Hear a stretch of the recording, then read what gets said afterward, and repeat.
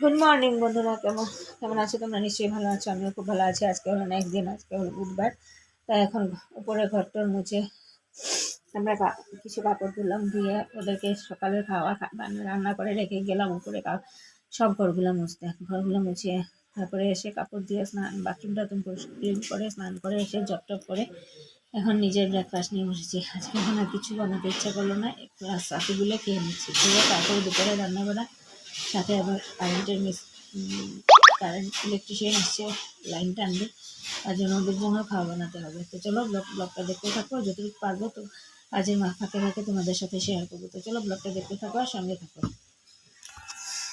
তো মিশো থেকে এইমাত্র পার্সেল দিয়ে এখানে আনলাম একটা বেডশিট অর্ডার করেছিলাম। এই যে আমার প্রিন্টটা দেখে খুব ভালো লেগেছে, আর ডেইলি ইউজের জন্য এরকম বেডশিটই ঠিক আছে। তো এরকম একটা বেডশিট আনলাম, কমেন্ট করে বলবে কিরকম হয়েছে।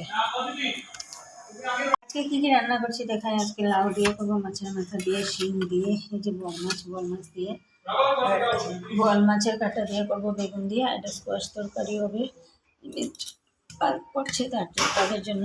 তো চলো রান্নাটা শুরু করুক, সব গুছিয়ে নিলাম, এখন রান্না করবো। তো চলো রান্নাটা করে নিই।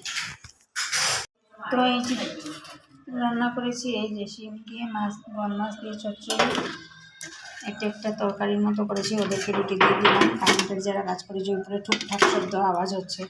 আর এখানে আছে লাউ দিয়ে মাছের মাথা দিয়ে ঘন্ট।